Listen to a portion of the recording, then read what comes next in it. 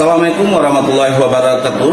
Izin memperkenalkan diri. Nama saya Nopri Haryadi SPD, LPTK Universitas Lampung, NIM 24 13 06 19 538. Instansi SMK Negeri 3 Banda Aceh.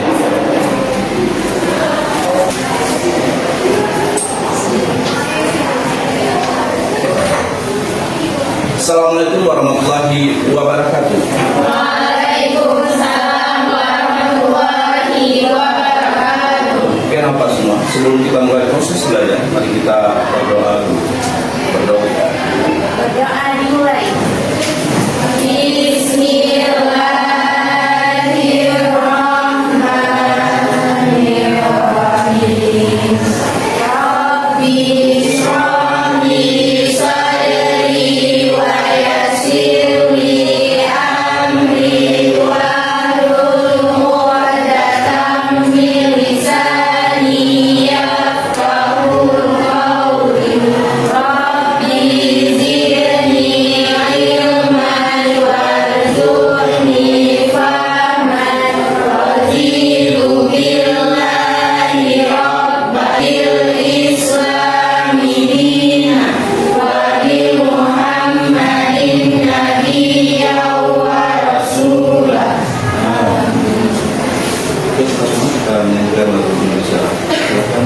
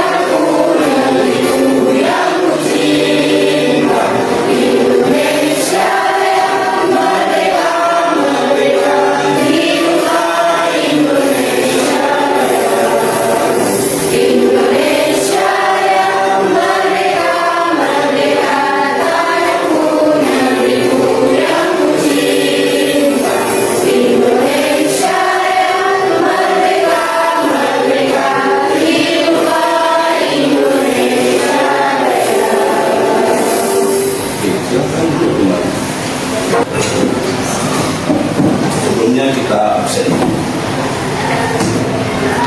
Asifah, Ayu, datang ya. Kesini ya. Oke. Depi, Eka, oke. Kasmiranda. Oke, nama semua. Apa kabar hari ini? Baik. Sehat semua?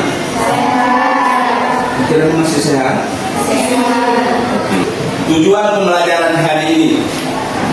Tujuan pembelajaran hari ini adalah menjelaskan makna hak asasi manusia menurut Pancasila. Artinya menurut sila-sila yang ada dalam kehidupan kita sehari-hari. Yang kedua, itu mengidentifikasi contoh kasus pelanggaran HAM yang sering terjadi di lingkungan kita sehari-hari. Ya, apakah itu lingkungan keluarga, lingkungan masyarakat, ataupun lingkungan sekolah. Yang ketiga, menganalisis pelanggaran HAM berdasarkan sila Pancasila. Ya, ada kasus pelanggaran HAM melihat dari perspektif Pancasila. Yang keempat, menumbuhkan kesadaran untuk menghormati dan melindungi HAM, saling menghormati dan saling melindungi tentang hak asasi manusia itu sendiri. Itu adalah tujuan pembelajaran hari ini. kita mulai dengan asesmen awal. Asesmen awal ada 3. Apa pengertian hak asasi manusia? Yang kedua, bagaimana perbedaan hak dan kewajiban? Yang ketiga, mengapa kasus bullying sering terjadi dalam kehidupan sehari-hari? Tahu nggak apa itu pengertian hak asasi manusia? Gimana? Maksud dari hak asasi manusia itu kayak kita tuh tidak membedakan antara kawan kita satu lagi dan satu lagi, dan tidak membedakan suku, ras dan agama, saling hargai aja gitu. Oke, tepuk tangan buat. Ada yang tahu nggak apa itu perbedaan hak dan kewajiban? Oke. Itu dia misalnya Ya, dalam diri kita. Oke, tepuk tangan buat Aisyah. Kenapa sih sering terjadinya kasus bullying di lingkungan sekolah? Ada yang tahu? Silakan. pas di sekolah seperti Pak milik kawan gitu. Ya, lagi. Oh itu ya, oke. Tepuk tangan buat Zikra. Oke, untuk semangat dalam proses belajar, mari kita ikuti dulu, ya. Untuk semangat kita belajar, anak-anak Bapak keluarkan suaranya seindah mungkin, happy, bahagia, ya. Jangan terlalu kaku, ya. Oke, kita ikuti dulu. Tepuk Pancasila. Kemanusiaan, persatuan, keadilan. Oke. Nah, untuk lebih semangat lagi, mari kita ulang dulu, ya. Ulang sekali lagi. Yang semangat, ya. Tepuk Pancasila. Kemanusiaan, persatuan, Keadilan. Oke, apa semua? Kita masuk dalam materi kita. Pengertian hak, ya. Pengertian hak adalah hak asasi manusia, adalah hak dasar yang dimiliki setiap manusia dari proses lahir, sejak lahir, dan itu adalah sebagai anugerah Tuhan. Oke, kita lihat, kita tampilkan dulu video tentang hak asasi manusia.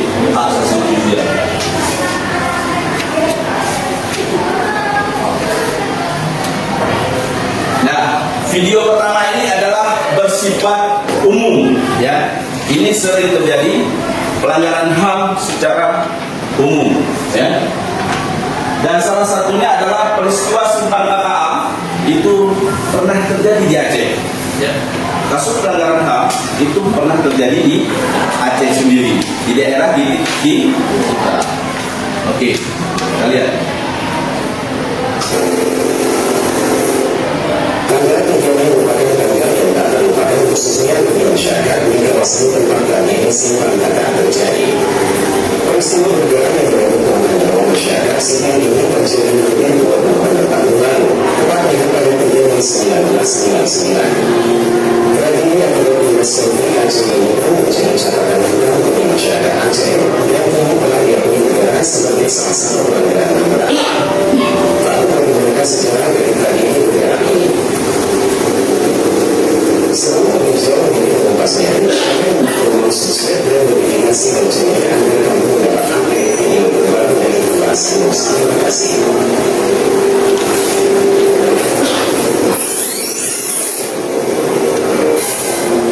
Peristiwa Simpang KKA merupakan sebuah tragedi dalam bagi masyarakat Aceh. Dalam tragedi ini, orang-orang masyarakat sipil melayani akibatnya masyarakat Aceh. Nah, video kedua kita lihat.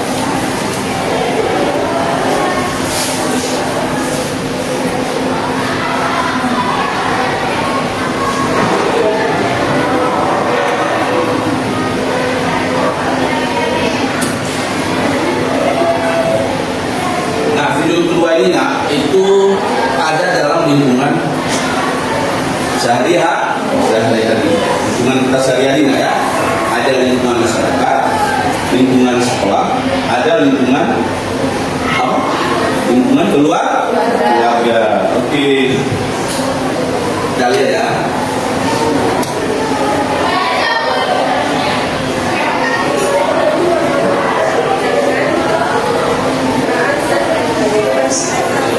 Nah, ini.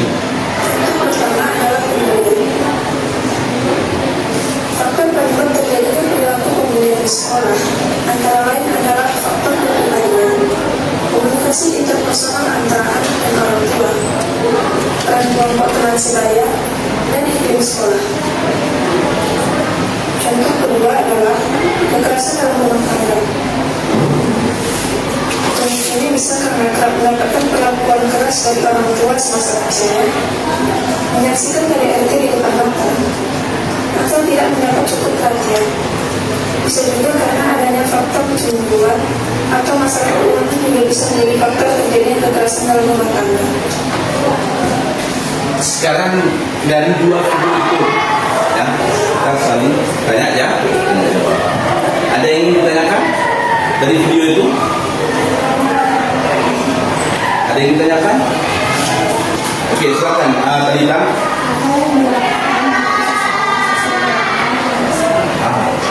Apa salah satu ketika siswa itu melanggar hak asasi manusia, ya, pelanggaran HAM. Yang pertama ada pengawasan dari pihak sekolah, ya, di mana sekolah itu ada guru bimbingan khusus, ya, di sana mereka dikasih arah. Oke.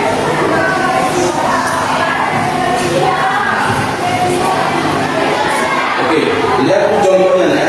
Ini ada lembaga-lembaga HAM.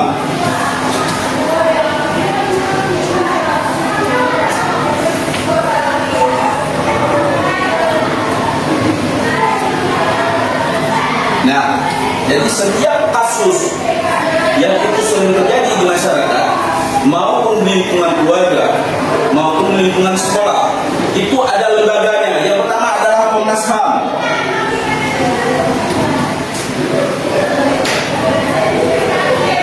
Nah, Komnas HAM. Yang kedua ada KP. Ini yang selalu menangani kasus anak, ya, KPAI ya. Jadi kasus pelanggaran terjadi pada anak, contohnya bullying, itu ada lembaga KPAI, ya. Apa dia bersifat otonom dan ada juga bersifat di bagian khusus kepolisian, ya, yang menangani kasus pelanggaran HAM tadi. Ya, habis itu ada lagi LBH. Apa itu LBH? LBH ini adalah untuk masyarakat berbicara tentang Aceh. Karena kita melihat dari Undang-Undang Nomor 11 Tahun 2006, ya, ada lembaga khusus itu ada terjadi di Aceh, ya, yang menangani tentang kasus-kasus pelanggaran HAM yang sering terjadi. Nah, oke, paham?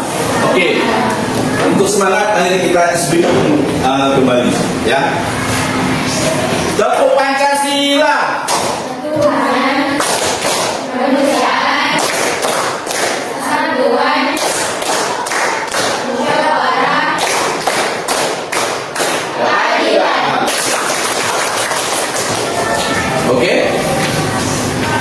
Oke.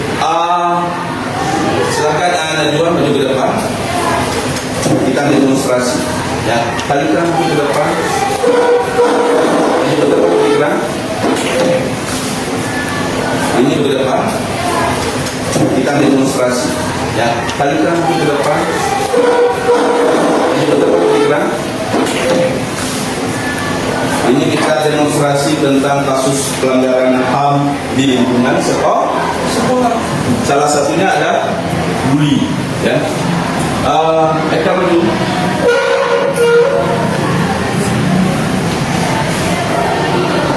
Oke. Ini silakan mendemonstrasi. Eka menjadi salah satu korban bully yang dibully oleh kawan-kawan misalnya. Okey, silakan. Contohkan. Kawan dia tu bilang nggak usah, ngapain kawan dia, dan dia yang cantik lagi. Jadi tadi, nanti kita main bertiga aja, masa ajak dia. Okey. Okey, sekarang Bapak bagi LKPD kita mengerjakan tugas. Tadi kita lihat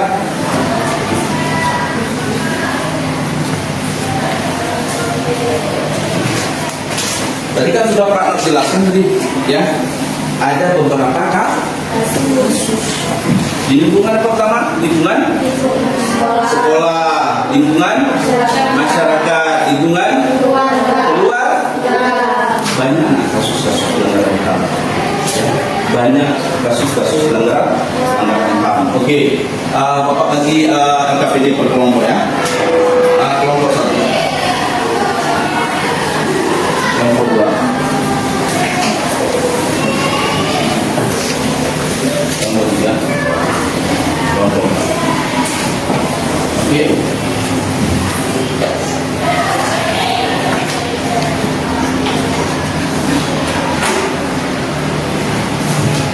Ini ada 4, ya, per kelompok lah, ya.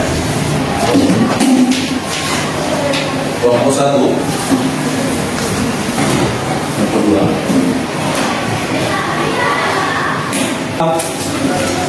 Coba dilihat LKPD-nya, ya. Coba dilihat LKPD-nya. Itu ada tema pembahasan, ya. Tuliskan nama kelompok nanti, kelas, tanggal hari ini, dan ada tema pembahasan. Jadi ada. Okey, silakan dikerjakan. Untuk bahan untuk kelompok boleh dibahas setiap kelompok satu, ya. Menjadi referensi. Media, ya. Medianya adalah HP. Bisa. Buat ini apa? Kasusnya apa? Boleh kita konsep, tapi jangan lupa tulis kasusnya, ya. Tulis ya, ini di karton. Buat boleh seperti peta konsep kasusnya apa tadi kasusnya? Lingkungan masyarakat, pembunuhan dan penganiayaan.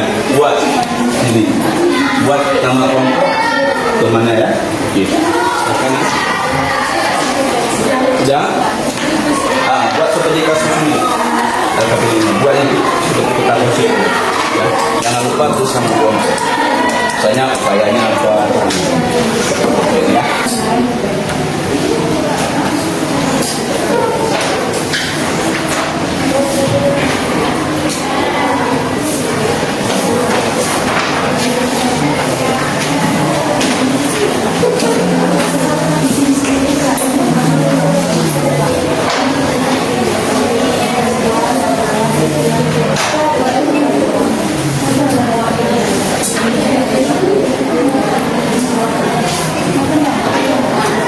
Perhatikan LKPD, ya. Perhatikan LKPD.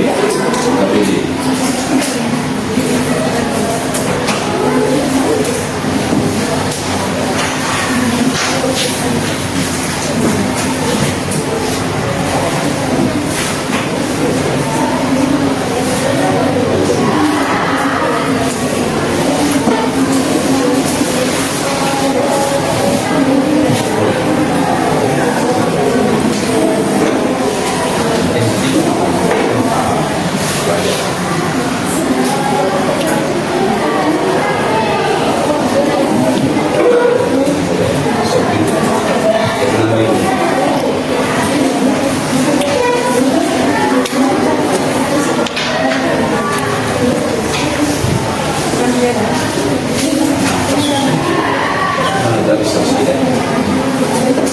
dengan sekolah ini.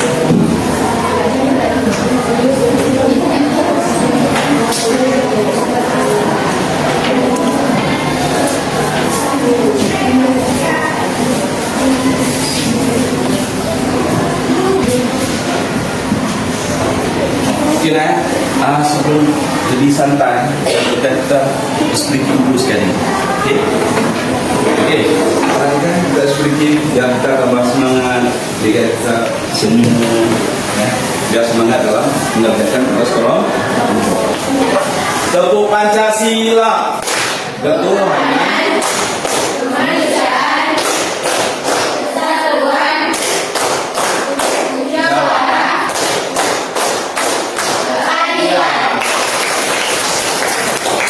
Lanjut.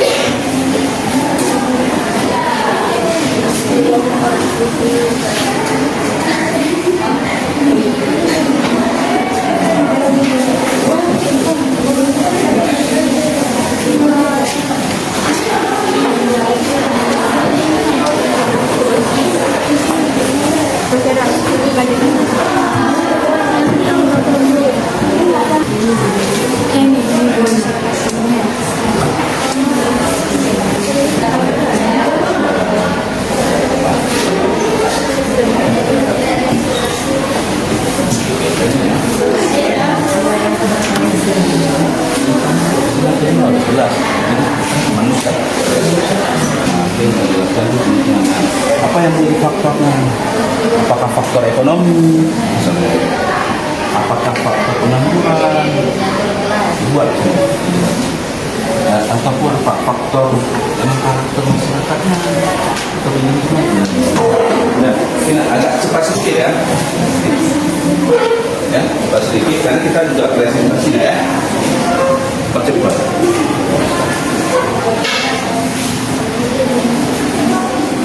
Analita kelompok maju.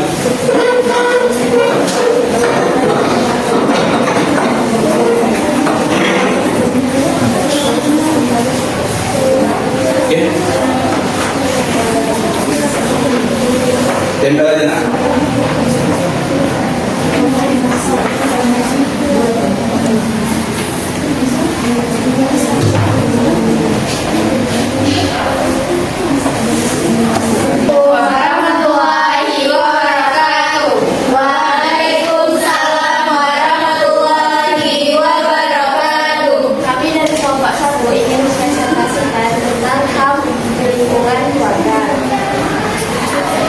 Penjelasan tentang HAM akan dibacakan oleh Risma.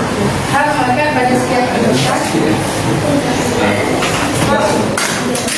HAM melekat pada setiap anggota keluarga yang harus dihormati, dilindungi dan dipenuhi oleh anggota keluarga. Selanjutnya, faktor penyebab akan dibacakan oleh Sofia. Yang mencakup setelah kelima akan dibacakan oleh Eka.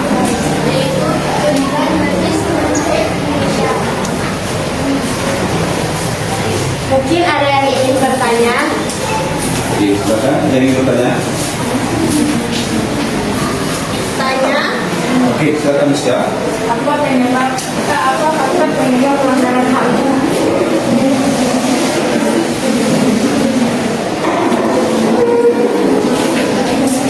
Apa yang menjadi faktor penyebab pelanggaran HAM? Nah, ada suaranya. Faktor penyebab pelanggaran HAM yaitu kurangnya pendidikan karakter, Upaya menangkan kasus pelanggaran HAM di lingkungan, edukasi HAM dan toleransi sejak dini, menemukan hukum terhadap pelaku perlindungan bagi korban. Dan sedikit Bapak menambahkan dari berbagai kasus yang terjadi di lingkungan masyarakat, dan ini menjadi suatu pelajaran bagi kita, menjadi suatu kesadaran bagi kita dalam bagaimana kita melihat dalam kasus-kasus pelanggaran HAM yang selalu terjadi di lingkungan kita. Dan salah satu ada yang ingin Bapak tanyakan, apakah pelanggaran ini butuh kesadaran? Butuh kesadaran? Apakah pelanggaran itu juga mempunyai jiwa kebesaran hati? Ya, oke. Nah, terhadap anak, ya, mengantarkan anak. Kenapa? Kalau kita melihat dari kasus ini, kita melihat dari perspektif Undang-Undang Dasar 1945. Dalam pasal 34 dijelaskan, fakir miskin dan anak telantar wajib dipelihara oleh negara. Artinya apa? Konon lagi terhadap keluarga itu sendiri. Itu salah satunya. Ya. Ada sebagai landasan hukum di situ. Ada landasan hukum tentang pelanggaran HAM terjadi di lingkungan keluarga. Ada lembaga hukumnya. Ya. Kasih kita hari ini. Oke? Kira-kira ada kesulitan nggak dalam beberapa kasus ini? Ada nggak kesulitan dari presentasi hari ini? Oke, yang kedua silakan. Ya, silakan. Hak apa yang didapatkan oleh korban dan jika ada pelanggaran hak terhadap pemohon? Oke, apa yang menjadi dasar hak? Karena kita lihat dulu dalam perspektif hak. Hak itu banyak perbandingan. Ada hak pribadi kita, ada hak politik, ada hak ekonomi, ada hak pendidikan. Oke, ada apa semua? Kita alhamdulillah sudah mempresentasi.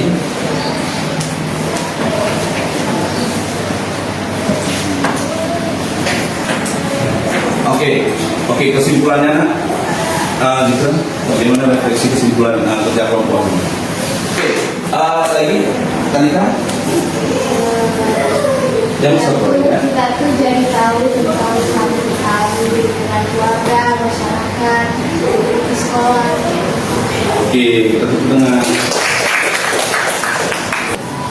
Oke, anak-anak, kita speaking kembali. Ya. Teguh Pancasila.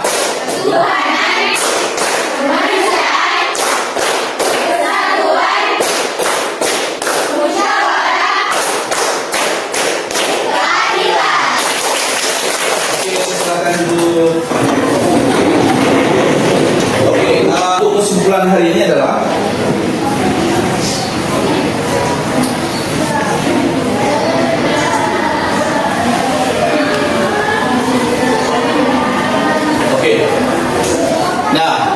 Pak semua. Kesimpulan kita belajar hari ini adalah bagaimana hak dan kewajiban tidak bisa dipisahkan. Dari pelanggaran HAM tadi, ya, hak dan kewajiban itu tidak bisa dipisah. Ya, kita punya hak secara pribadi, kita juga punya kewajiban secara pribadi. Kesimpulannya adalah pentingnya kesadaran dalam menjalankan hak asasi manusia dan kewajiban hak asasi manusia. Kita jalankan tugas-tugas itu. Baik, kita asesmen akhir dan ada beberapa pertanyaan. Ya. Nanti dikerjakan yang paling cepat ada rumusnya. Oke, silakan.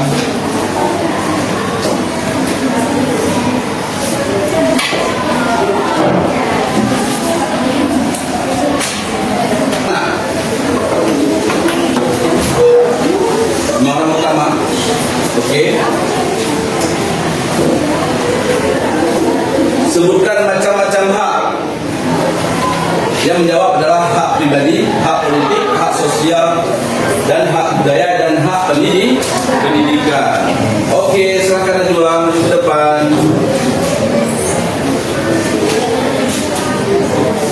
Oke, ini pertanyaan pertama.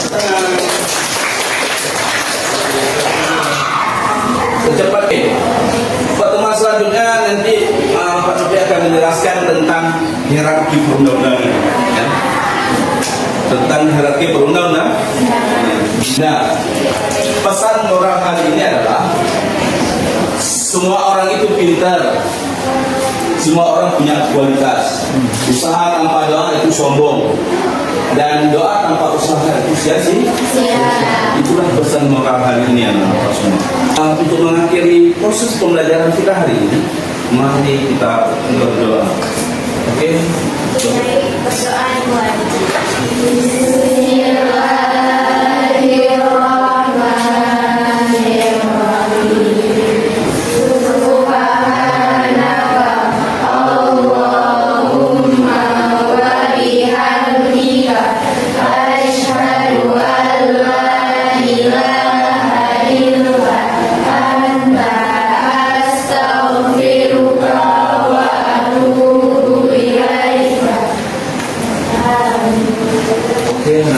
Berdoa terima kasih atas proses pembelajaran ini.